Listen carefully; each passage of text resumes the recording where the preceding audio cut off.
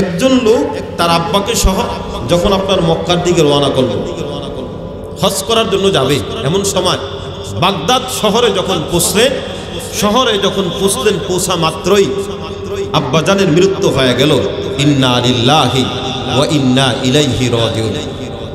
যখন মৃত্যু হয়ে যাওয়ার পরে দেখলেন আব্বাজানের চেহারাটা আপন অবস্থা নয়, আব্বাজানের চেহারাটা সম্পূর্ণ শুকুরের মতন হয়ে গেছে। চিৎকার করে বলি নাউজুবিল্লাহ। শুকুরের মতন যখন হয়ে গেল, ওই যুবক কান্না করতে করতে পাগল পারা যখন হয়ে গেল, কান্না করতে করতে পাগল পারা যখন হয়ে যায়, দুনিয়ার মানুষের কাছে তার আব্বাজানের চেহারা দেখাতে পারে না। এরে যুবক ভাই, নিয়ত করো এই মানুষটা যদি দামি হতে পারে, আমি কেন দামি হতে পারবো না? নিয়ত করো, চেষ্টা করো পুরা করার মালিককে। আওয়াজ করে বলুন কে? কণ্ঠে আবার আওয়াজ করে বলুন কে? যখন আব্বাজানের চেহারাটা শুকুরের মতন যখন পরিণত হয়ে গেল, দুনিয়ার মানুষের দেখাইতে পারে না, সাদা কাপড় দিয়া আব্বাজানের চেহারার উপর যখন ঢেকে ফেললেন, ঢেকে ফেলার পর ওই যুবক কারো বলতে পারে না, কারো ভয়। এই জন্য বাবার চেহারাটা নিজের রানের উপরে এইভাবে রাইখা যখন রাত্রের কিছু অংশ যখন চলে গেল, হঠাৎ করে যুবকের চোখের মধ্যে যখন ঘুম চলে আসলো, রাত্রে যখন গভীর হয়, বাবারে রাইকা যাইতে পারে না, বড় ভয় লাগে, বড় ভয়। এমন সময় হাউমাউ করে কান্নার আওয়াজ, কান্না করতে করতে রাতের গভীর কখন হয়ে গেল, যুবক সামান্য সময় কোনো সময় অনুভব করতে পারলেন না। রাত্র যখন গভীর হয়ে যায়, আপনার আমার পয়গাম্বর রাহমাতাল লিল আলামিন হাজির হয়ে গেছে। সুবহানাল্লাহ। হাজির হয়ে যাওয়ার পর নবীজি বলেন, এরে যুবক, আর কতকাল কাঁদবি? ওটা তুই কতকাল কাঁদবি? যুবক বলেন, আমি দেখতে পাইলাম আমার আব্বাজানের চেহারা একটা শুকুরের মতন পরিণত হয়ে গেল। আমি আব্বাজানের চেহারাটা সাদা কাপড় দিয়ে ঢেকে রাখলাম, আর ওই দামি মানুষটা এসে আমার আব্বাজানের চেহারার উপর থেকে কাপড়টা সরিয়ে নিল। আর দামি মানুষটার হাত যখন আমার আব্বাজানের চেহারা যখন লাগিয়ে দিল, আমার আব্বাজানের চেহারা কোন শুকুরের মতো নয়, আমার আব্বাজানের চেহারাটা হয়ে গেল জান্নাতি মেহমানের মতো। আর জোরে বলি সুবহানাল্লাহ। এর নবীর উম্মত, এবার রাত্র যখন গভীর হয়ে গেল, ওই যুবকের ঘুম যখন ভেঙে গেল, এমন সময় যুবক যখন ঘুম থেকে জাগ্রত হয়া নবী যখন চলে যেতে শুরু করে দিলেন, এমন সময় আবার আপনার নবীর সামনে দাঁড়ায় আর বলেন, কে? আপনার পরিচয় দেন। নবী বলেন, তুমি আমারে চিনো না? না, আমি আপনারে চিনতে পারি না। নবীজি বলেন, আমারে চিনতে পারো না? না, আপনারে আমি চিনতে পারি না। আমার বাবার দুঃখের সময় আপনি কোথার থেকে হাজির হয়েছেন, আমি আপনাকে মোটো সামান্য সময়ের জন্য চিনতে পারি না।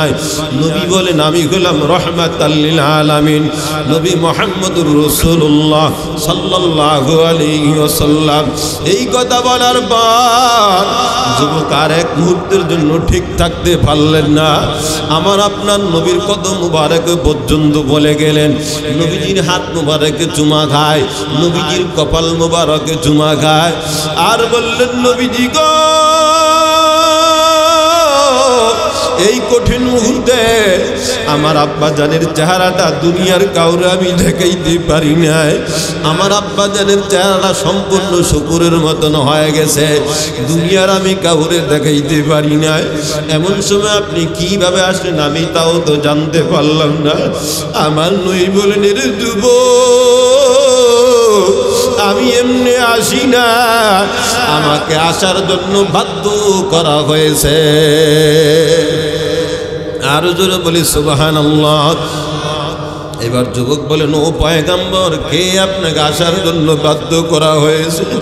নবী বলেন, এর যুবক, তোমার আব্বাজান প্রতি রাত্র যখন ঘুমাইতো, ঘুমানোর সময় দৈনিক 300 বার আমি নবীর উপর দুরূদ শরীফ পাঠাইতো। আল্লাহুম্মা সাল্লি আলা মুহাম্মদ ওয়া আলা আলি মুহাম্মদ কামা সাল্লাইতা আলা ইব্রাহিম ওয়া আলা আলি ইব্রাহিম ইন্নাকা হামিদুম মাজিদ। আল্লাহুম্মা বারিক আলা মুহাম্মাদিন ওয়া আলা আলি মুহাম্মদ কামা বারাকতা আলা ইব্রাহিম ওয়া আলা আলি ইব্রাহিম ইন্নাকা হামিদুম মাজিদ।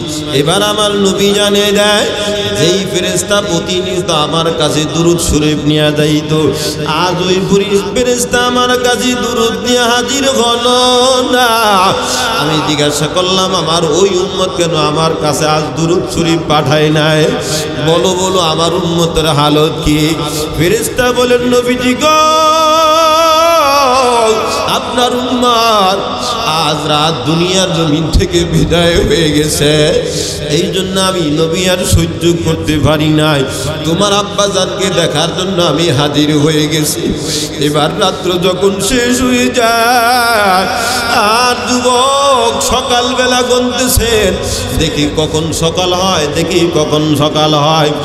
সকাল যখন হয়ে গেল, ফজরের নামাজ যখন বললেন, এমন সময় মানুষ ডান থেকে আসে, বাম থেকে আসে, সামনে থেকে আসে, পিছন থেকে আসে।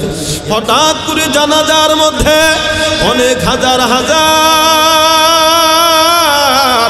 লাখ লাখ মানুষের যখন জমা হয়ে গেল, যুবক বলেন, আমি তো কাউরে তো আমার আব্বার মৃত্যুর কথা বলি নাই, আপনারা আবার আসলেন কিভাবে?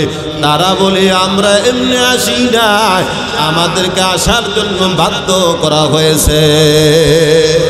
ধরে বলি সুবহানাল্লাহ। এবার লোকজন বলে, ও যুবক তুমি শোনো, হঠাৎ করে ফজরের আযানের সময় গাইবি একটা আওয়াজ শুনতে পেলাম, যে চাও তার গুনাহগুলো মাফ হয়ে যাক, সেই জন্য ওই ব্যক্তির জানাজায় হাজির হয়। এমন যখন আমরা সংবাদ শুনতে পাই, আর আমরা এক মুহূর্তের জন্য দেরি করি নাই, তোমার আব্বাজানের জানাজা পড়ার জন্য আমরা হাজির হয়ে গেলাম। এর নবীর উম্মত দেখেন, দুরূদের কারণে আমার আল্লাহ কত দামি বানিয়ে দিলেন। ওই যুবক আব্বাজানের জানাজা যখন সমাপ্ত হয়ে গেল, সুন্দর করে জানাজা যখন সমাপ্ত হয়ে গেলেন, খুশিতে বুকটা আত্মহারা হয়ে গেল। বাগদাদ থেকে রওনা দিয়া মক্কা মদিনায় যায়, অন্য কোনো জিকির নাই, অন্য কোনো ফিকির নাই, শুধু আওয়াজ আওয়াজ আওয়াজ, আল্লাহুম্মা সাল্লি আলা মুহাম্মদ সাল্লাল্লাহু আলাইহি ওয়া আলা আলিহি ওয়া আসহাবিহি ওয়া বারাকা সাল্লাম। এইভাবে শুধু আওয়াজ আওয়াজ। এমনকি আল্লাহর ঘর যখন জিয়ারত করতেছেন, ওই সময় আওয়াজ, অথচ তাকবীর হলো লাব্বাইক আল্লাহুম্মা লাব্বাইক লা শারীকা লাকা লাব্বাইক ইন্নাল হামদা ওয়ান নি'মাতা লাকা ওয়াল মুলক লা শারীকা লাকা লাব্বাইক। এই জাতীয় আরো অনেক দুরূদ আছে, কিন্তু এই দুরূদগুলো পড়ে না। বারবার দুরূদ শরীফের আওয়াজ, দুরূদ শরীফের আওয়াজ। আল্লাহু আকবার বলে। অথচ অন্য দোয়া আছে, দোয়াগুলো পাঠ করে না, বারবার দুরূদ শরীফের আওয়াজ, দুরূদ শরীফের আওয়াজ। এমন সময় আল্লাহর ওলি শিবলি রহমাতুল্লাহ আলাইহি যখন শুনতে পাইলেন যুবক পরিচিত দোয়াটা পড়ে না, দোয়াটা না পড়া শুধু বারবার দুরূদ শরীফ পড়তেছে, দুরূদ শরীফ পড়তেছে। আল্লামা শিবলি রহমাতুল্লাহ আলাইহি বলেন, এরে যুবক, তুমি দোয়াগুলো না পড়া বারবার তুমি কেন দুরূদ শরীফ পড়তেছো? প্রশ্নের কোনো জবাব নাই। আবার বললেন, রে যুবক, আমি জানতে চাই, আমার জানতে মনে চায়, তুমি দোয়া না পড়ে বারবার কেন দুরূদের আমল করতেছো, আমাকে একটু বলো। এবার যুবক বলে, আপনি শুনতে চান? বলে, হ্যাঁ হ্যাঁ আমি শুনতে চাই। বলি, দুরূদের মাধ্যমে আমার আল্লাহ আমারে দামি বানাইছে।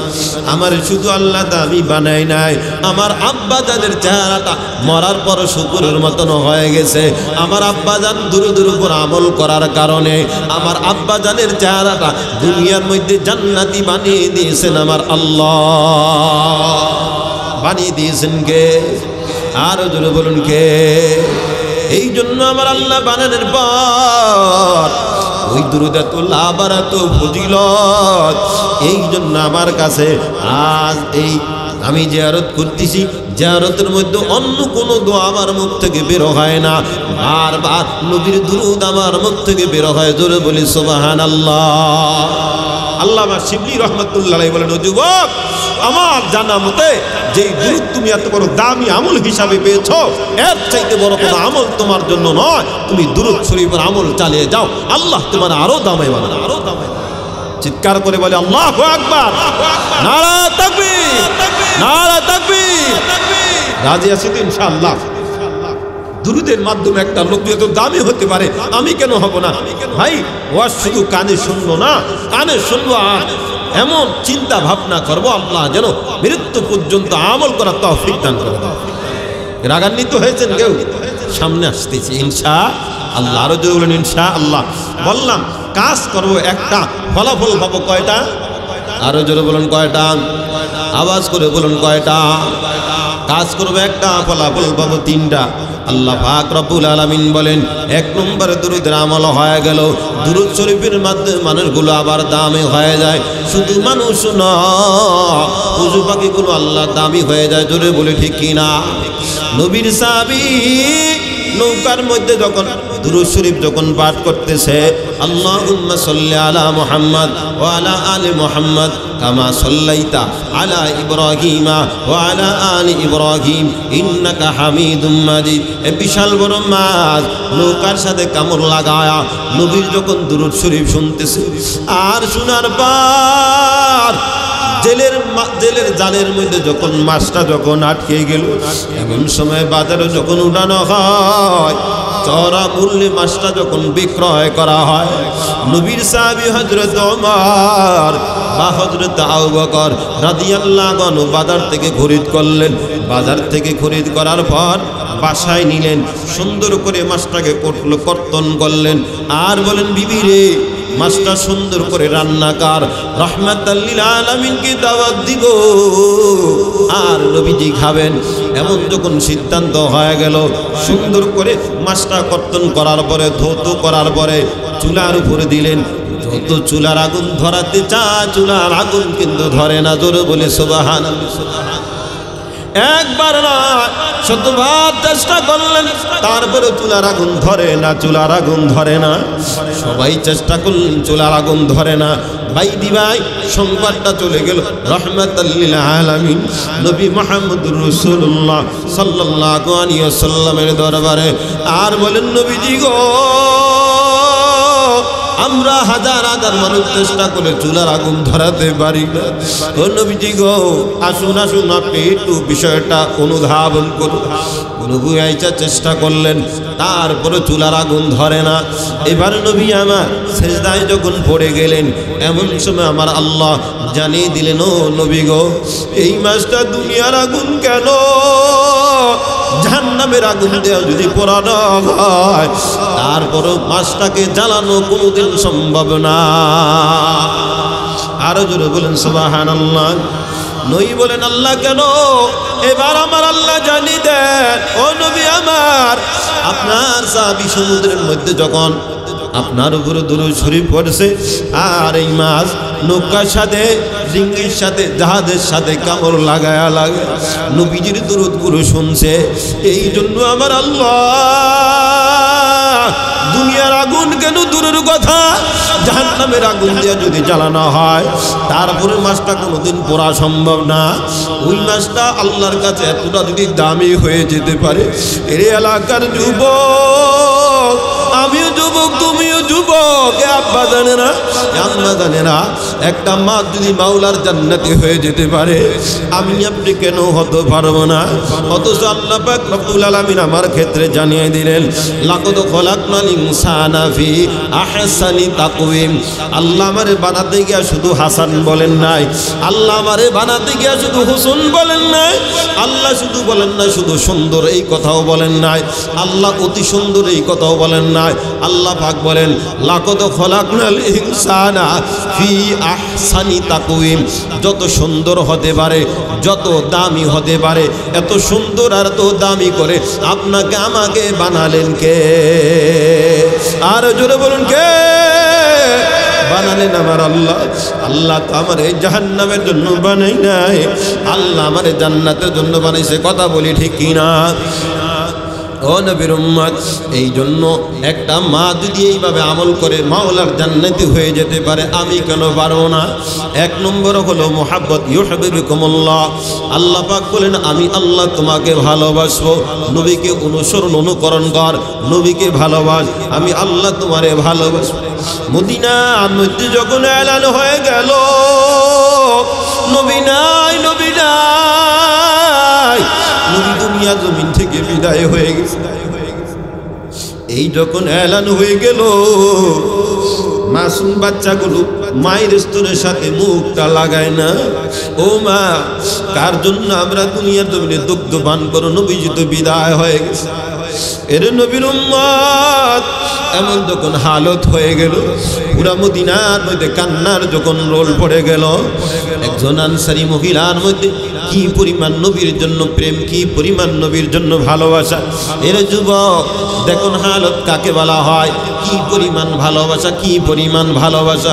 মহিলা বলে না না, আমি এমনি ক্ষান্ত হব না, যতক্ষণ পর্যন্ত আমার চোখে না দেখব অতক্ষণ পর্যন্ত আমি কোনোদিন বিশ্বাস করব না। জোরে বলে ঠিক কিনা?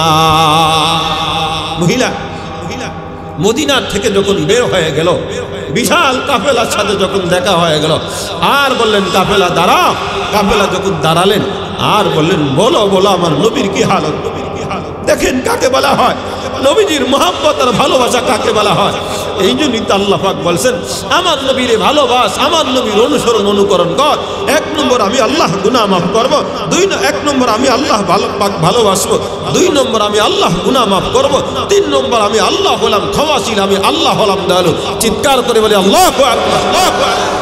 ও যুবক দেখুন, আজ আমি নেতার জন্য জীবন দেই, নেত্রীর জন্য জীবন দেই। আমার যুবক এই কথাটা বলে যে আমি অমুক নেতার সৈনিক, নাউজুবিল্লাহি মিন যালিক, আমি হইলাম জিয়ার সৈনিক। একটা মুসলমান তো এই কথা বলতে পারে না। একটা যুবক বলে আমি হলাম মুজিব সৈনিক, নাউজুবিল্লাহ বলেন, সকলে বলি নাউজুবিল্লাহ, চিৎকার করে বলি নাউজুবিল্লাহ। কথা কোনোদিন মুসলমান বলতে পারে না আমি জিয়ার সৈনিক, আমি মুজিব সৈনিক। এই কথা মুসলমান বলবে আমি সৈনিক কার? আরো আসতে বলেন, মহিলারা শুনবে, আওয়াজ করে বলুন কার? আমি সৈনিক কার? একটু চিৎকার করে বলুন কার? মুসলমান। এই আওয়াজ নেয়া বেঈমানদের সামনে কোনোদিন মোকাবেলা কোনোদিন করা সম্ভব না। জোরে বলে ঠিক কিনা? আল্লাহ যা আমাকে কণ্ঠ দান করেছেন, কণ্ঠ দিয়া বলেন আমি সৈনিক কার? চিৎকার করে বলি কার? পিছনের ভাইরা আওয়াজ দেয় না, আওয়াজ দিলে তাদের সমস্যা হয়ে যাবে। আল্লাহ আপনাকে আমাকে কণ্ঠ দিয়েছেন, এই কণ্ঠ দ্বারা যদি আওয়াজ যদি না দিতে পারি তাহলে এই কণ্ঠের কোনো দাম আছে? কথা বলেন, কোনো দাম আছে? কোনো দাম আছে। তাহলে আওয়াজ করে বলুন আমি সৈনিক কার? জোরে বলুন কার সৈনিক? আল্লাহ সৈনিক। আল্লাহ সৈনিক যারা হবে দুনিয়াতে কোনো ভয় নেই, হাসরের মাঠে কোনো, জোরে বলুন দেখুন, হাসরের মাঠে কোনো ভয় নেই। সম্মানিত হাজিরিন, আর যদি কেউ অন্য কারে আশক হয়ে থাকেন, আজ একটা আমি জানাজা নামাজ পড়লাম, একজন আমাদের এলাকার পূর্বীন একজন রাজনীতিবিদের জানাজা আমি বললাম। তবে জানাজা নামাজ পড়ে উনি অত্যন্ত ভালো মানুষ ছিলেন। জানাজা নামাজ পড়ে আমার দুঃখে কলিজাটা ফেটে যাইতেছে। এতগুলো মানুষের বক্তব্য শুনলাম, এতগুলো নেতার বক্তব্য শুনলাম, কিন্তু একজন আলেম বক্তব্য দিতে পারে না। একজন আলেমের পবিত্র জবানের 2টা কথা বলার জন্য তারা অনুমতি দেয়নি। শুধু শুনলাম এতদিন পর্যন্ত এই দলের ছিলেন, এই দলের ছিলেন, এই দলের ছিলেন, নাউজুবিল্লাহি মিন যালিক, এই দলের ছিলেন, এই দলের ছিলেন, এই দলের ছিলেন।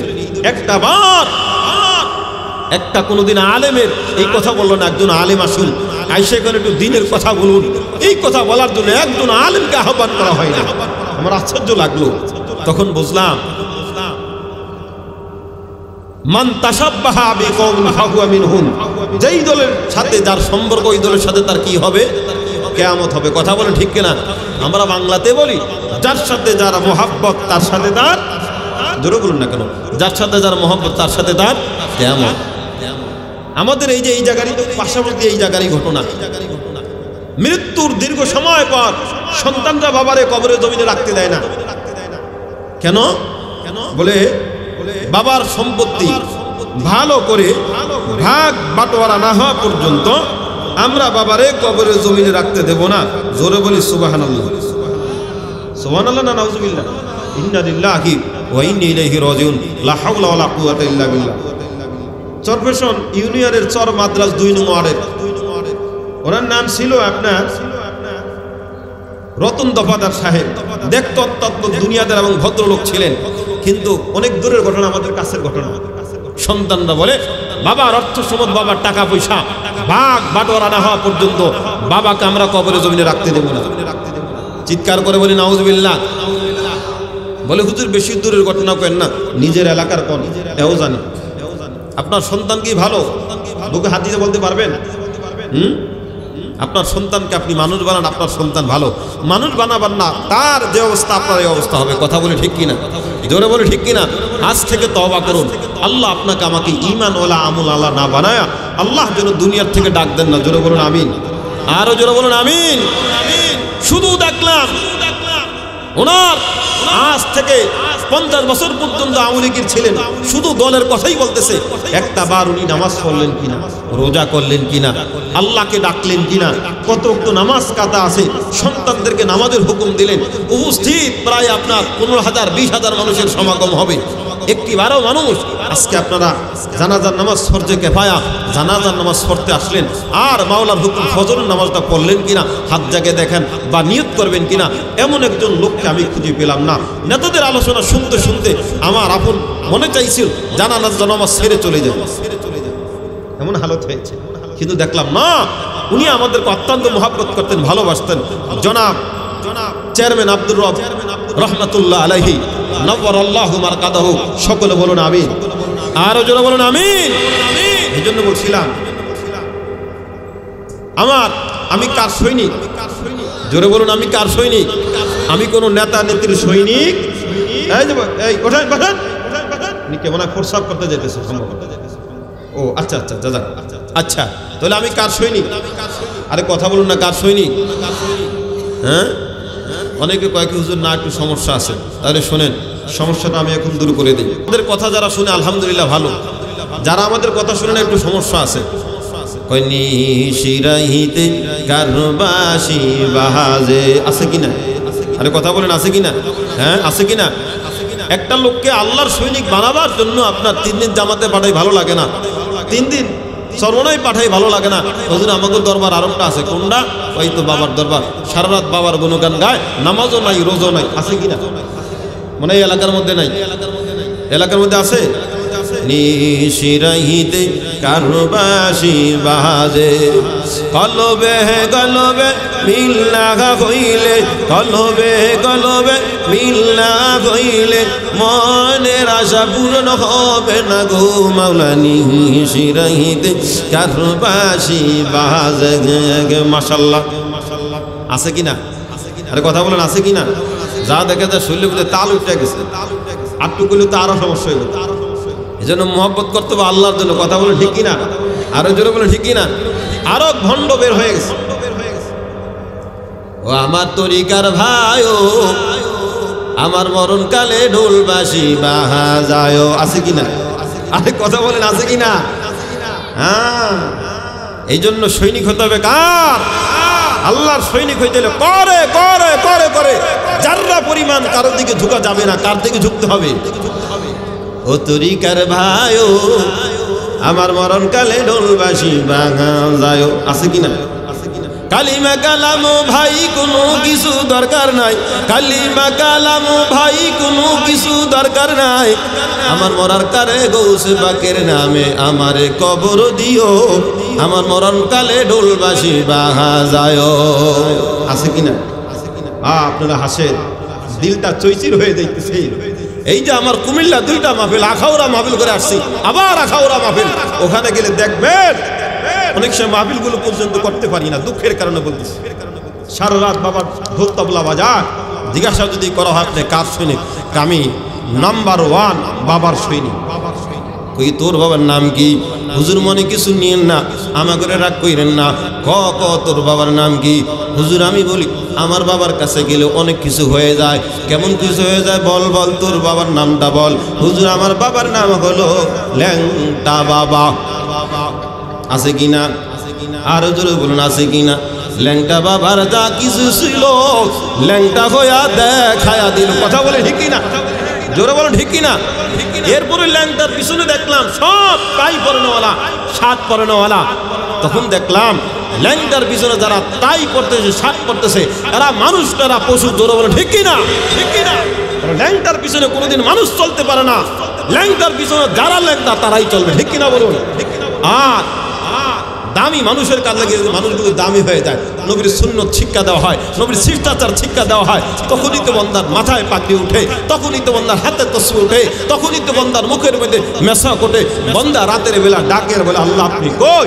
আপনাকে ছাড়া আমি রাত্রে থাকতে পারি না। কথা বলে ঠিক কিনা? জোরে বলে ঠিক কিনা? আল্লাহ আপনাকে আমাকে বুঝার মতো তৌফিক দান করে দেন। এই জন্য মহব্বত করতে হবে কার তরিকায়?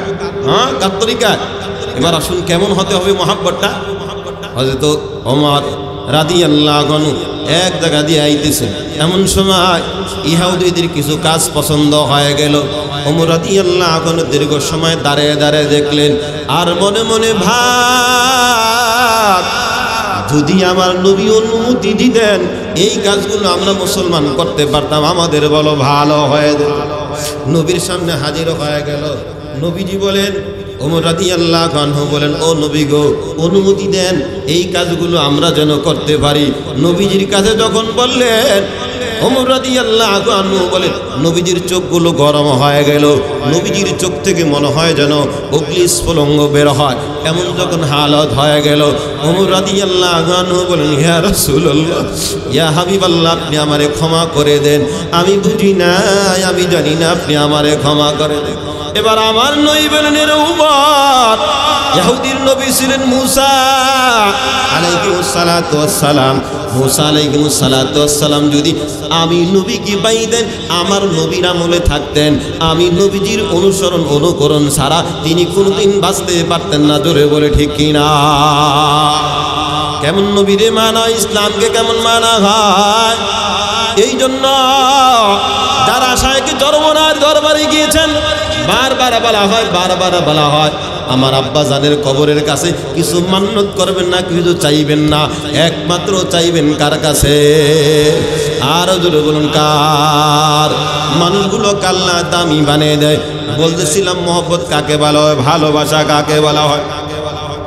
আনসারি মহিলা যখন দৌড় আরম্ভ করে দিল, না না না, আমি ওই পর্যন্ত কেন্ত হব না যতক্ষণ পর্যন্ত আমার চোখে না দেখবো। একটা কাফেলাকে যখন দেখলেন আর বললেন, রে কাফেলা দাঁড়াও, যুদ্ধের ময়দান আমার নবীর কি হাল তুমি আমার একটু বলো। কাফেলায় বললেন, রে মহিলা, যুদ্ধের ময়দানে আমি নবীর কোনো খবর জানি না, তবে যুদ্ধের ময়দানে তোমার বাবার লাশ আমি পড়ে থাকতে দেখেছি। দিলের মধ্যে কোনো ব্যথা নাই, সামান্যতম কোনো অনুভূতি নাই। আবার যখন দৌড় আরম্ভ করে দিল, আর একটা কাফেলার সাথে যখন দেখা হয়ে গেল, আর বলেন, রে কাফেলা দাঁড়াও, যুদ্ধের ময়দানে তোমরা আমার নবীর দেখছো কিনা, বলো বলো বলো, আমার নবীর কি হালত? তারা বলে, না না, আমি নবীর তো দেখি নাই, যুদ্ধের ময়দানে তোমার স্বামীর লাশ পড়ে থাকতে দেখি। দিলের মধ্যে কোনো সামান্যতম ব্যথা অনুভব হলো না। স্বামীর কথা শোনার পরও কোনো ব্যথা অনুভব হলো না। আবার মহিলায় দৌড়ায়, পাগল পারা হয়ে দৌড়ায়, এক নজর রহমাতাল লিল আলামিনের দেখার জন্য, আপনার আমার নবীর দেখা দেখা মনটা একটু সান্ত্বনা দেওয়ার জন্য। এরপরে যখন দৌড় দিলেন, তৃতীয় কাফেলার সাথে যখন দেখা হয়ে গেল, আর বললেন, রে কাফেলা দাঁড়াও, বলো নবীর কি হালত? তারা বলো, আমরা নবীর কোনো হালত জানি না, যুদ্ধের ময়দানে তোমার বড় ভাইয়ের লাশ পড়ে থাকতে দেখেছি, বাবার লাশ, স্বামীর লাশ, বড় ভাইয়ের লাশ। দিলের মধ্যে কোনো ব্যথা হলো না। ও নবীর উম্মত, আবারও যখন দৌড়ে দিলেন, পাগল পারা হয়ে গেলেন, ডানে খেলনায় বামে খেলনায়, শুধু পাগল হয়ে দৌড়ায় দৌড়ায় আমার নবীর সংবাদ শোনার জন্য। পঞ্চম কাফেলার সাথে যখন দেখা হয়ে গেল, আর বললেন, রে কাফেলা দাঁড়াও, যুদ্ধের ময়দানে আমার নবীর কি হালত? কাফেলা বলল, মহিলা, আমরা নবীর কোনো হালত জানি না, তবে যুদ্ধের ময়দানে তোমার বড় স্বামীর বড় ছেলের লাশ পড়ে থাকতে দেখেছি। দিলের মধ্যে সামান্যতম কোনো ব্যথা নাই, দিলের মধ্যে সামান্যতম কোনো ব্যথা তৈরি হয় নাই। বাবার লাশ, স্বামীর লাশ, বড় ভাইয়ের লাশ, সন্তানের লাশ, চারটা মানুষ শহীদ হয়ে গেছে, তারপরে দিলের মধ্যে ব্যথা নাই। কেমন ভালোবাসে, কেমন আমার নবীকে ভালোবাসে, কেমন প্যার আর মোহাব্বত করে। পঞ্চম কাফেলার সাথে যখন দেখা হয়ে গেল, আর বলেন রে কাফেলা দাঁড়াও, যুদ্ধের ময়দান আমার নবীর কি হালত আমার একটু বলো। আমি তো আমার দিলটা তো চৈচির হয়ে যায়, ভেঙে ভেঙে টুকরা হয়ে যাইতেছে, আমি তা সহ্য করতে পারি না। পঞ্চম কাফেলা বলেন রে মহিলা দাঁড়াও, যুদ্ধের ময়দান ওই তো আমার নবীরে দেখা যায়, ওই যে ওইখানে বসা আছে, যাও যাও। এই কথা বলার পর ওই জায়গায় যখন চলে গেলেন, চাতক পাখির মতন দৌড়ে দৌড়ে চলে গেলেন। আনসারি একজন মহিলা দৌড়ে দৌড়ে যখন চলে গেলেন, নবীকে দেখার পর নবীজি একটা চাদরের মধ্যে যখন বসা ছিলেন, এমন সময় দৌড়ে যায় চাদরের কোনাটা ধইরা ধইরা বলেন, ইয়া রাসূলুল্লাহ, ইয়া হাবিবাল্লাহ, আপনাকে আমি দেখার পর আমার সমস্ত কষ্টগুলো সহজ হয়ে গেল। আমার বাবা শহীদ হয়ে গেল, আমার জামাইও শহীদ হয়ে গেল, আমার ভাইও তো শহীদ হয়ে গেল, আমার সন্তানও তো শহীদ হয়ে গেল, আমার দিলের মধ্যে ব্যথা নাই। কেননা আমার প্রেমের সবাই, আমার মোহাব্বতের মানুষ, আমার ভালোবাসার মানুষ, আমি একমাত্র আপনাকে পাওয়ার পর সমস্ত কষ্টগুলো আমার জন্য সহজ হয়ে গেল। এর নবীর উম্মত দেখেন হালত কাকে বলা হয়। একজন আনসারী মহিলার মধ্যে এই পরিমাণ যদি নবীর প্রেম হতে পারে, এই পরিমাণ যদি নবীর ভালোবাসা হতে পারে, আমার আপনার মধ্যে কেমন হওয়া দরকার, জোরে বলি ঠিক কিনা, আরো জোরে বলি ঠিক কিনা। এই জন্য আল্লাহর কাছে আবার দোয়া করি, আল্লাহ পরিপূর্ণ ভালোবাসা, নবীর মুহাব্বত আর ভালোবাসা দান করে দেন, সকলে বলুন আমিন। বেঈমানেরা সংবাদ শুনিয়ে দিল, আমার নবী নাই, নবী দুনিয়ার জমিন থেকে বিদায় হয়ে গেছে। এই কথা যখন সংবাদ যখন হয়ে গেল, এর নবীর উম্মত বড় বড় ফেরেশতা, বড় বড় সাহাবায়ে কেরাম পর্যন্ত বলবো, ওমর রাদিয়াল্লাহু আনহুর মতন ব্যক্তি পর্যন্ত বললেন, যে বলবে নবী নাই, দুনিয়ার জমিন থেকে বিদায় হয়ে গেছে, আমি তারে আর দুনিয়ার জমিনে রাখবো না, আমি তারে দুনিয়ার জমিন থেকে বিদায় করে দিই। এর নবীর উম্মত উহুদ যুদ্ধের সময় নবীর সামনে হযরত তালহা রাদিয়াল্লাহু আনহু এইভাবে ঢালের মতন, প্রাচীরের মতন যখন দাঁড়িয়ে গেলেন, বুখারী শরীফের মধ্যে আছে সামনে থেকে 80 থেকে 82টা শুধু আঘাত ছিল, একটা হাড্ডি তার শরীরের মধ্যে ছিল না, সমস্ত হাড্ডিগুলো ভেঙে টুকরা টুকরা হয়ে গেছে। তারপরে এক চুল পরিমাণ পিছন দিকে সরে যায় না, কারণ উনি বলেন, আমি যদি এক চুল পরিমাণ পিছন দিকে সরে যাই, তাহলে পরবর্তীত আঘাত নবীর গায়ে পড়বে। এক চুল পরিমাণ পিছন দিকে যায় নাই, কেমন নবীর মহব্বত, কেমন নবীর মায়া, জোরে বলি আল্লাহু আকবার, চিৎকার বলি আল্লাহু আকবার। যখন হুজুর সাল্লাল্লাহু আলাইহি ওয়াসাল্লাম চেহারার মধ্যে, কপালের মধ্যে যখন দুইটা লোহার যখন টোপ ঢুকে গেল, এমন সময় নবী আর সহ্য করতে পারে না, নবী জমিনের মধ্যে যখন পড়ে গেলেন, জমিনের মধ্যে যখন পড়ে গেলেন, হযরত তালহা রাদিয়াল্লাহু আনহু এইভাবে নবীজির উপরে ঝাঁপড়ি মেরে পড়ে গেলেন। তিনি বললেন, ওই বেঈমানরা যত পারোস আমারে আঘাত কর, তারপর আমার নবীর গায়ে একটা কাঁটার আঁচড় আমি লাগতে দিব না। আল্লাহু আকবার, আরো জোরে বলি আল্লাহু আকবার। যখন নবীজি গর্তের মধ্যে পড়ে গেলেন, এমন সময় নবীজির পবিত্র জবান থেকে বারবার বের হয়, এখনো কিন্তু কপাল মোবারকের মধ্যে লোহার টোপ ঢোকা আছে। সাহাবায়ে কেরাম বলেন, আমরা বারবার নবীজির পবিত্র জবানে আমরা শুনতে পেলাম, আল্লাহুম্মা হাদি কওমি ফাইন্নাহুম লা ইয়ালামুন, এরে আল্লাহ আমার উম্মতগুলোরে মাফ করে দেন, এরে আল্লাহ আপনি আমার উম্মতগুলোরে ক্ষমা কইরা দেন। নবীজি ওই সময় গর্তের মধ্যে পড়া অবস্থায় ছিলেন। সাহাবায়ে কেরাম বলেন, আমরা ওই সময় পর্যন্ত নবীজির পবিত্র জবান থেকে বারবার এই কথাটা শুনতে পেলাম। বুখারী শরীফের মধ্যে আছে বারবার এই কথাটা। কেমন নবীর মায়া, কেমন নবীর মহাব্বত। হযরত তালহা রাদিয়াল্লাহু আনহু যখন শরীরের মধ্যে হুঁশ ফিরে আসছে, তিনি বসছেন, এইভাবে বসছেন। বসার পরে বলতেছেন, ইয়া রাসূলুল্লাহ, আমার শরীরে আপনি একটু ভর দিয়ে উঠুন, আমার শরীরে একটু ভর দিয়ে উঠুন। কখন? মুফাসসিরিনে কেরামগণ লেখেন, এই জায়গার মধ্যে সামনের থেকে 80 থেকে 82টা শুধু আঘাত ছিল, একটা হাড় এই জায়গায় ছিল না। কেমন নবীর ভালোবাসা, কেমন নবীর মহব্বত। এমন সময় নবী যখন বসলেন, তালহা রাদিয়াল্লাহু আনহু আর বসতে পারে না, জমিনের মধ্যে পড়ে যাইতেছেন। কারণ বসার পরিমাণ তার শক্তি তার শরীরের মধ্যে নাই। এমন সময় হুজুর সাল্লাল্লাহু আলাইহি ওয়াসাল্লাম যখন আসন মিলে বসলেন আর নবীজির রানের উপরে মাথাটা রাখলেন, মাথাটা রাখার পর তালহা রাদিয়াল্লাহু আনহু বলেন, ইয়া রাসূলুল্লাহ, আপনি আমারে ক্ষমা করে দেন, আপনি আমারে মাফ করে দেন, আমি মনে হয় দুনিয়ার জমিনে আর আমি বাঁচব না। এমন সময় তালহা রাদিয়াল্লাহু আনহু কথাগুলো বলতেছেন দুনিয়ার জমিন থেকে যখন বিদায় হয়ে যাবেন, নবী আমার পবিত্র জবান থেকে বারবার বেলা হয়, আও যাবা দুনিয়ার জমিন থেকে শাহাদাতের পেয়ালা পান করিয়া দুনিয়ার জমিন থেকে বিদায় হয়ে গেল। ইন্না লিল্লাহি ওয়া ইন্না ইলাইহি রাজিউন। ও নবীর উম্মত, এখনো পর্যন্ত হুজুর সাল্লাল্লাহু আলাইহি ওয়াসাল্লামের কপাল মুবারকের মধ্যে লোহার টোপ ঢোকা আছে। এমন সময় নবীর সাহাবী হযরত আবু বকর রাদিয়াল্লাহু আনহু জোরে দৌড় দিলেন টোপ খোলার জন্য। আবার নবীর অন্য এক সাহাবী হযরত আবু উবাইদা ইবনে জাররাহ রাদিয়াল্লাহু আনহু তিনিও দৌড় দিলেন লোহার টোপ খোলার জন্য।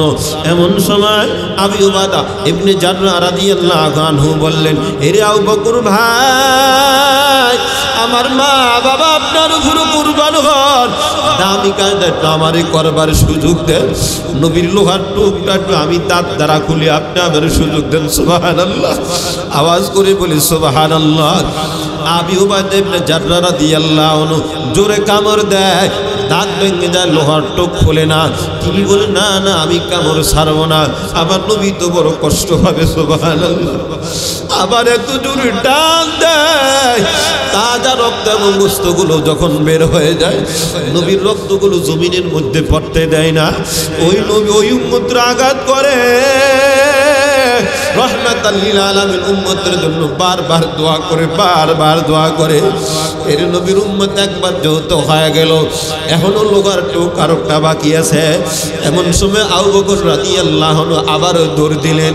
নবীর এই অবস্থা সহ্য করতে পারে না, পাগল হয়ে গেলেন হযরত আবু বকর। আর যখন তিনি স্থির থাকতে পারেন না, আবারও আবু উবাইদা ইবনে জাররাহ রাদিয়াল্লাহু আনহু দৌড় দিলেন আর বলেন, এ আবু বকর ভাই, আমার মা বাবা আপনার উপর কুরবান হন, দামি কাজটা আমাকে করবার সুযোগ দেন। আবারও আবু উবাইদা ইবনে জাররাহ রাদিয়াল্লাহু আনহু জোরে যখন কামড় দিলেন, দাঁত ভেঙে গেল আর টোপ কিন্তু খোলে না। তিনি বলেন, না না, আমি কিন্তু কামড় ছাড়বো না, আমি যদি কামড় ছেড়ে দেই আমার নবী বড় কষ্ট পাবে, নবী বড় কষ্ট পাবে। সুবহানাল্লাহ। আবারও তাজা রক্ত এবং গোশত বের হয়, নবীর রক্ত জমিনের মধ্যে পড়তে দেয় না। এমন সময় নবী উম্মতের জন্য দোয়া, আল্লাহুম্মা হাদি কওমি ফাইন্নাহুম লা ইয়ালামুন। এরে আল্লাহ আমার উম্মতগুলোরে ক্ষমা করে দেন, এরে আল্লাহ আমার উম্মতগুলোরে মাফ করে দেন। ও গো নবীর উম্মতরা হয়ে আদি দিশে হারা, ও গো নবীর উম্মতরা হয়ে আদি দিশে হারা, দান শহীদ করিল উহুদের ওই ময়দানে, দান শহীদ করিল উহুদের ওই ময়দানে। নবী বিনে কে তরাবে পুলসেরা তুমি জানে, নবী বিনে কে তরাবে পুলসেরা তুমি জানে। চলো চলো চলো মুমিন চলো নবীর সন্ধানে, চলো চলো চলো মুমিন চলো নবীর সন্ধানে। নবী বিনে কে তরাবে পুলসেরা তুমি জানে, নবী বিনে কে তরাবে পুলসেরা তুমি জানে। জোরে বলে ঠিক কিনা? নবীর মায়া নাই কি তোমার, কেমনে দুঃখ দাও যে আবার। নবীর মায়া নাই কি তোমার, কেমনে দুঃখ দাও যে আবার।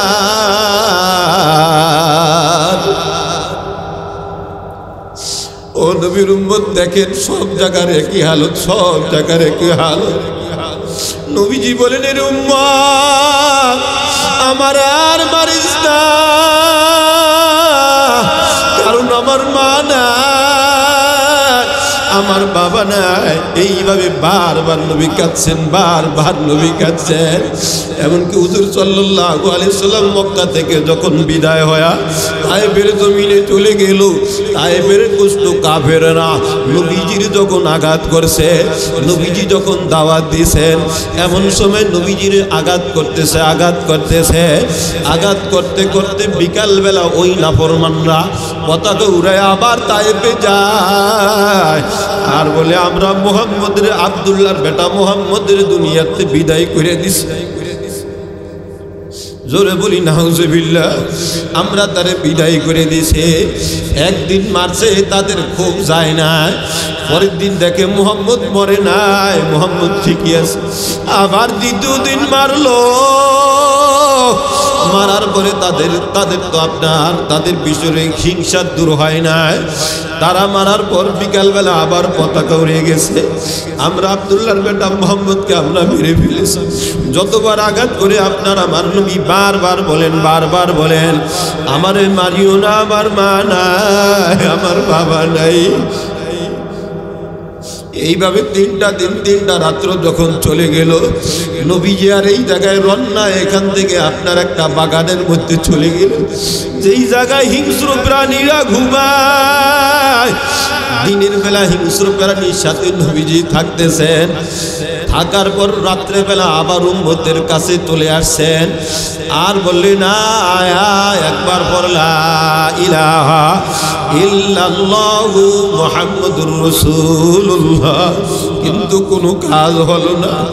চতুর্থ দিন চতুর্থ রাত্র যখন চলে গেল, আবার পঞ্চম দিন পঞ্চম রাত্র যখন চলে আসছে, এমন সময় নবীজি দিনের বেলা হিংস্র প্রাণীর সাথে দিনের বেলা জঙ্গলার মধ্যে থাকতেছে আর রাতের বেলা উম্মতের মাঝে দাওয়াত দিতেছে। কিন্তু ক্ষুধার কারণে আর নবী টিকে থাকতে পারতেছেন না, জমিনের মধ্যে পড়ে যাইতেছে। এমন সময় দূর থেকে যখন নবীজি দেখছেন একটা টিম টিম করে একটা আলো দেখা যায়, নবীজি বুক করে আশা নিয়ে ঘরের কাছে আসলেন। আর দেখলেন একজন বুড়ি ঘরের মধ্যে সজাগ আছে আর বললেন, মা আমি তো আব্দুল্লাহর বেটা মোহাম্মদ, আমারে কিছু ভাত দেন, দুগা আমারে খাবার দেন, আমারে খাবার দেন, আমি আবার সময় মতন আপনার খাবার আমি পরিশোধ করে দিব। মহিলার দিলের মধ্যে মায়া হলো, মমতা হলো, নবীর দুটো খাবার দিবেন। এমন সময় মহিলার ঘরের মধ্যে একটা যুবক শোয়া ছিলেন। যুবক ঘুম থেকে জেগে গেল। ঘুম থেকে জেগে যখন নবীজির কণ্ঠের আওয়াজ শুনলেন আর সজরে নবীর পবিত্র চেহারা একটা থাপ্পড় লাগিয়েছে। নবীজি যখন চেহারায় থাপ্পড় লাগিয়ে দিল, আপনারা আমার নবীজি আর জমিনের মধ্যে দাঁড়িয়ে থাকতে পারে না। এমন সময় নবীজি বদদোয়া দিবেন না, না নবীজি বলেন বুইস্তু আনা লিউতাম্মিমা মাকারিমাল আখলাক, আল্লাহ আমাকে বদদোয়ার জন্য দুনিয়ার জমিনে পাঠায় নাই, আল্লাহ আমাকে মানগুলো দামি করার জন্য দুনিয়ার জমিনে পাঠিয়েছে। সুবহানাল্লাহ। 5টা রাত্র 5টা দিন যখন চলে গেল, এমন সময় আবার জঙ্গলার মধ্যে হাজির। দিনের বেলা দিনের বেলা বাঘের সাথে জংলার সাথে যখন জংলার মধ্যে থাকতেছেন, রাতের বেলা উম্মতের কাছে আসতেছেন, কোনো কাজ হয় না। ষষ্ঠ রাত্র ষষ্ঠ দিন যখন চলে গেল, সপ্তম রাত্র সপ্তম দিন যখন আবার যখন যাইতেছেন, কোনো কাজ হয় না। নবী আমার আর দাঁড়িয়ে থাকতে পারেন না, পেটের মধ্যে বড় একটা পাথর বাজছে। আর বললেন আমার এতে কেউ খাবার দেয় না, আমার মা ফাতেমা তো আমারে খাবার না দিয়া পারবে না। আমার মা ফাতেমা আমার দেখার সাথে সাথে উনি আমাকে সকল খাবার দিবে। এই কথা বলে যখন মদিনার দিকে যখন রওনা হলো, দরজায় যায় আওয়াজ করলেন, মা মা, আমি তোমার আব্বা হাজির হয়ে গেছি। এমন যখন আওয়াজ দেয়, এমন সময় ঘর থেকে দুটা মাসুম বাচ্চার কণ্ঠে আওয়াজ শোনা যায়, আর বলে, মা 7 দিন 7 রাত্র পর্যন্ত নানা আমাগোর জন্য খাবার আনে নাই। আমার নানাই মনে হয় আমাগোরে সম্পূর্ণ ভুলিয়ে গেছে। নবীজি যখন কথাগুলো শুনতেছে, রহমাতাল লিল আলামিনের দিলটা ফেটে টুকরা টুকরা হয়ে যাইতেছে। নবীজি তার মা আমেনা, নবীজি ফাতেমাকে ডাক দিলেন, মা। যখন ডাক দিলেন, ফাতেমা রাদিয়াল্লাহু আনহা বলেন, বাবা, এই পরিমাণ তোমার মেয়ের শরীরের মধ্যে কাপড় নাই, যেই কাপড় পরিধান করে একটা মেয়ে তার বাবার সামনে দাঁড়াতে পারে। এরপরে হাসান হোসেন রাদিয়াল্লাহু আনহু দরজা যখন খুলে দিলেন, দোনো ভাই নবীজির গলা ধরে ধরে কাঁদলেন আর বললেন, নানা ভাই, 7 রাত্র 7 দিন পর্যন্ত আমাদের জন্য খাবার আনো নাই, আমাদের জন্য কে খাবার আনবে? আমাদের ঘরে তো কোনো খাবার নাই। নবীজি বলেন, নানা ভাই, আমার একটু সুযোগ দে, আমি তোদের জন্য খাবার নিয়ে আসি। এমন সময় ঘর থেকে লাঠি ভর দিয়া ভালো করে দাঁড়াতে পারে না। একজন ইহুদির বাসার কাছে যা হাজির হয়ে গেল আর বলেন, ইহুদি ভাই, আমি তোমার এখানে কাজ করার জন্য হাজির হয়ে গেছি। ইহুদি বলেন, তুমি নিজে দাঁড়াতে পারো না, আবার তুমি কাজ করবে কিভাবে? নবীজি বলেন, বলো বলো, আমি অবশ্যই কাজ করতে পারি। কি কাজ করবা? আমি পানি উঠে পানি শেষ করব। একটা বালতির বিনিময়ে 4টা খেজুর পাইবা। 3 বালতি উঠালেন। 4 বালতি যখন উঠাতে যান, রশি ছিঁড়ে বালতিটা নিচের দিকে পড়ে গেল। যখন নিচের দিকে পড়ে যায়, রহমাতাল লিল আলামিন কান্না বিজড়িত কণ্ঠে ডাক দিয়ে বলেন, ইহুদি ভাই, তুমি আমারে ক্ষমা কইরা দাও, এই যে বালতিটা পড়ে গেছে মাফ করে দাও। ইহুদি বেঈমান, আপনার আমার নবীরে চিনতে পারে না, আপনার আমার পয়গম্বর রহমাতাল লিল আলামিনের পবিত্র চেহারায় আবার একটা যখন থাপ্পড় লাগে দিতে, নবীজি আমার জমিনের মধ্যে ঘরে ঘরে ভরতেছে। আর মা নাই, বাবা নাই বলে বারবার যখন আর্তনাদ করতেছে, এমন সময় নবীজি কাদার পর যখন নবীজির হুঁশ ফিরে আসলো আর বলেন, ইহুদি ভাই, তুই আমার খেজুরগুলি দে, আমি আমার জায়গা মতন আমার খেজুরগুলি নিয়ে যাই। যখন নবীজি খেজুরগুলো নিয়ে ঘর থেকে বের হয়ে গেলেন, ওই যে মদিনায় যায় নাতিদেরকে খাওয়াবেন, যখন বের হয়ে গেলেন, এমন সময় ইহুদি দেখতে পায় ইন্দ্রকূপ থেকে পানিগুলো উপর দিকে উঠতেছে আর বালতিটা উপর দিকে উইঠা ইহুদির হাতের মধ্যে চলে আসছে। আরো জোরে বলি সুবহানাল্লাহ। যখন এমন হালত দেখলো, ইহুদির দিলের মধ্যে একটা ব্যথা চলে আসছে। না জানি ওই যে আব্দুল্লাহর বেটা মোহাম্মদ, না জানি অনেক বড় দামি মানুষ হবে, অথবা এই হালত হয়ে গেল কেন? যখন তিনি জানতে পারলেন উনি তো রাহমাতাল লিল আলামিন সাইয়্যিদুল মুরসালিন নবী মুহাম্মদুর রাসূলুল্লাহ সাল্লাল্লাহু আলাইহি ওয়াসাল্লাম, যখন এই হালত যখন হয়ে গেল, এবার ইহুদি দিলের হালত তার আগের অবস্থায় নয়। ইহুদি কি করলেন? নিজের হাতে ছুরি লয়া এইভাবে যখন আঘাত কইরা নিজের হাতটাকে শরীর থেকে বিচ্ছিন্ন করে দিলেন আর বললেন, যেই হাতে দামি একটা মানুষের গালে আমি থাপ্পড় লাগাইলাম, এই হাত আমার শরীরের মধ্যে রাখতে চাই না। হাতটা সম্পূর্ণ ছিন্ন করে ফেললেন। ছিন্ন হাত নিয়া নবীর দরবারে যায় আর বলেন, নবীজি গো, আপনি আমারে ক্ষমা কইরা দেন, আপনি আমারে মাফ কইরা দেন, আমি আপনার চিনতে পারি নাই, মেহেরবানি করে আপনি আমারে মাফ কইরা দেন। উনি বলেন, তুমি কি করবা? এবার উনি বলেন, ও নবী গো, আপনি আমাকে পড়ে দেন লা ইলাহা ইল্লাল্লাহু মুহাম্মাদুর রাসূলুল্লাহ। নবীজি তাতে কোনো প্রতিশোধ দিল না আর বললেন, ইহুদি ভাই, হাতটা দাও, হাতটা দাও। আকর্ষিত হাতটা যখন নবীদের হাতের মধ্যে যখন দিলেন আর নবীজির পবিত্র থুতু মুবারক লাগাইলেন, লাগায়া আপন অবস্থা লাগাইতে দেরি হয়, সাথে সাথে আমার আল্লাহ পুরা হাতটা ভালো করতে কোনো দেরি হয় না। আরো জোরে বলি সুবহানাল্লাহ। হাসান আর হোসেন রাদিয়াল্লাহু আনহু যখন খেজুরগুলো নানা বাইর থেকে নিয়ে বারবার খাইতেছে, এমন সময় নানা হাসান আর হোসেন রাদিয়াল্লাহু আনহু বলেন, নানা ভাই, আপনি কেন খেজুরগুলো খান না? আপনিও খান। নবীজি বলেন, ভাই তোরা খা। নাতি বলে, ভাই আপনি খান। একবার দুইবার হঠাৎ করে দোনো ভাই নজর পড়ে গেল নবীর পেটের দিকে। ছায়া দেখে আপনার আমার পয়গম্বরের পেটে লম্বা এক পাথর বাঁধা। আল্লাহু আকবার! একটা পাথর বাঁধা, লম্বা পাথর এই জন্য বাঁধছেন ক্ষুধার কারণে, ভেঙ্গে যেন না পড়ে এই জন্য পাথর বাইদা রাখছেন। এবার নাতিরা বলে, ভাই আমাদের জন্য তুমি কষ্ট কইরা খাবার আনছো, তুমি তো খাবার খাও নাই, আমাদের জন্য তুমি কষ্ট করে আসছ।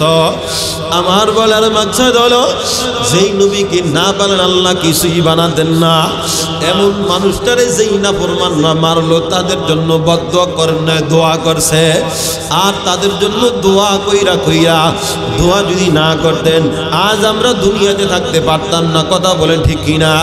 দুনিয়ার আলো বাতাস কিছুই গ্রহণ করতে পারতাম না।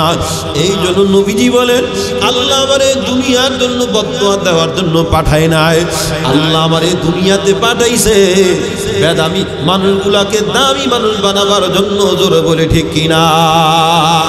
এই জন্য আমরা প্রায় সময় বলে থাকি, আয়ামে জাহিলিয়াতের মতন যুগ, খারাপ যুগ আর হবে না, আর সাহাবায়ে কেরামের মতন ভালো যুগ আর কোনোদিনও হবে না। কিন্তু আমার প্রশ্ন হলো, আবু বকর, ওমর, ওসমান রাদিয়াল্লাহু আনহু, আলী রাদিয়াল্লাহু আনহু, আশারায়ে মুবাশশারা রাদিয়াল্লাহু আনহু, এক কথা সকল সাহাবায়ে কেরাম রাদিয়াল্লাহু আনহু, তারাও তো ছিলেন আয়ামে জাহিলিয়াতের অন্তর্ভুক্ত। জোরে বলি ঠিক কিনা? যদি ওই যুগে ছিলেন, নবীর হাতের সাথে আড্ডা লাগায়া কালিমা পরে এতটা দামি হয়েছেন। আবু বকর এতটা দাম, ওমর এতটা দাম, ওসমান এতটা দাম, আলী এতটা দাম, আশারায়ে মুবাশশারা এতটা দাম, সকল সাহাবায়ে কেরাম এতটা দামি হয়ে মাওলার জান্নাত এতটা দামি তাদের জন্য হয়ে গেল। সমস্ত জান্নাত অপেক্ষমান, নবীর সাহাবীরা জান্নাতে আসবে। এই জন্য আমরা জান্নাত সাজা আরম্ভ হয়ে গেলাম। জোরে বলি সুবহানাল্লাহ। এর নবীর উম্মত হঠাৎ করে আবার যখন এলান হয়ে গেল, নবী মদিনার মধ্যে নবীর 3 দিন পর্যন্ত পাইতেছে না। 3 দিন পর্যন্ত যখন পাইতেছে না, সাহাবায়ে কেরাম রাদিয়াল্লাহু আনহু পাগল পারা হয়ে গেল। ডানে দৌড়ায়, বামে দৌড়ায়, সামনে দৌড়ায়, পিছনে দৌড়ায়। এমন কেউ নাই যে নবীর খোঁজার জন্য বের হয় না। সবার কি হালত, আমার নবী কই, আমার নবী কই। একজন রাখাল বারবার গবাদি পশুগুলো পিটায়। আবু বকর রাদিয়াল্লাহু আনহু বলেন, ভাই তোমার গবাদি পশুগুলোকে তুমি পিটাও কেন? আর বলেন, এর নবীর সাহাবী, আমার একা গবাদি পশু না, ওই যে দেখ ওই যে পারের পাদদেশে দেখা যায়, আমার একা গবাদি পশু না, সমস্ত পশুগুলো আজকে 3 রাত 3 দিন পর্যন্ত খাবার খায় না। সবাই মিলা শুধু কাঁদে। কার জন্য কাঁদে? তুমি আমারে বল। এবার উনি বলেন, ভাই ওই যে পাহাড়ের গুহার মধ্যে একটা লোক কাঁদে, তার কাদার দেখা দেখি আমার গবাদি পশুগুলো কাঁদে। সুবহানাল্লাহ। খাবারও খায় না, ঘাসও খায় না, খড়কুটো খায় না। এর নবীর উম্মত যখন বললেন পাহাড়ের পাদদেশে, অথচ সব জায়গায় ক্ষুধা শেষ। দেখেন সমস্ত প্রাণীগুলো নবীর কাদায় কাঁদে। আবু বকর রাদিয়াল্লাহু আনহু হাজির হয়ে গেলেন আর বললেন, নবীজি গো মাথা উঠান। আমি আবু বকর হাজির হয়ে গেলাম, কোনো কথা নাই। ওমর রাদিয়াল্লাহু আনহু বলেন, ও নবী গো মাথা উঠান। নবী কোনো মাথা উঠায় না। সমস্ত সাহাবায়ে কেরাম আসছে, কোনো জবাব নাই। সাহাবায়ে কেরাম রাদিয়াল্লাহু আনহুম বললেন, চলো চলো চলো আমরা হাসান আর হুসাইনকে নিয়ে আসি। যখন হাসান হুসাইন রাদিয়াল্লাহু আনহুকে নিয়ে আসলেন, ফাতেমা রাদিয়াল্লাহু আনহাকে নিয়ে আসলেন। ফাতেমা রাদিয়াল্লাহু আনহাও বললেন, নবীজি কিন্তু মাথা উঠায় না। নবীজি উম্মতের জন্য কাঁদে, উম্মতের জন্য কাঁদে। আল্লাহুম্মা হাদি কওমি ফাইন্নাহুম লা ইয়ালামুন। হে মাওলা আমার উম্মতগুলোরে ক্ষমা করে দেন। এরে মাওলা কারীম আমার উম্মতগুলোরে মাফ করে দেন। এইভাবে উম্মতের জন্য কাঁদে আর কাঁদে, কাঁদে আর কাঁদে। ফাতেমা পর্যন্ত বলছেন মাথা উঠায় না। এমন সময় ফাতেমা রাদিয়াল্লাহু আনহা বলেন, আব্বাজান আমার দুই সন্তানকে আমি আপনার উম্মতের জন্য কুরবান করে দিলাম। জোরে বলি সুবহানাল্লাহ। আল্লাহু আকবার বলি, জোরে বলুন আল্লাহু আকবার। নবীজি মাথা উঠালেন। এর নবীর উম্মত ওই নবী উম্মতের জন্য এখনো কাঁদে। জান্নাতুল বাকির মধ্যে শুয়ে শুয়ে এখনো কাঁদে। এই জন্য নবীর উম্মতের হওয়ার জন্য নবীর শিষ্টাচার আমার দিলের মধ্যে ফিট করি, নবীর মুহাব্বতের মালা আমার গলার মধ্যে লাগাই, তাহলে আল্লাহ দুনিয়া তো আমাকে দামি বানিয়ে দিবে, পরকালও আমাকে দামি বানাবেন কে? আর জোরে বলুন কে? এই দুনিয়াতে আমাকে পরিচয় দান করবেন। আর দুনিয়াতে থাইকা থাইকা আমি যদি নবীর আদর্শওয়ালা হই, নবীকে যদি মহব্বত করি, নবীকে যদি ভালোবাসি, ভালোবাসা যদি জিন্দিগিটা আমি সাজাইতে পারি, তাহলে আপনার হাসরের ময়দানে নবী আমার পরিচয় দিয়া দিয়া আমি যদি জাহান্নামী হই, আমাকে জান্নাতের মেহমান বানাবে। জোরে বলে ঠিক কিনা? আরো জোরে বলে ঠিক কিনা? জান্নাতের মেহমান বানাবে।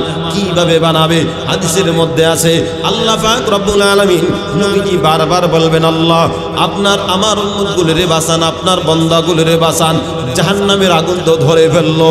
এই সময় আমার আল্লাহ এক মুষ্টি পানি যখন নিক্ষেপ করবেন, জাহান্নামের আগুন চিৎকার মেরে দূরে সরে যাবে। জোরে বলে সুবহানাল্লাহ।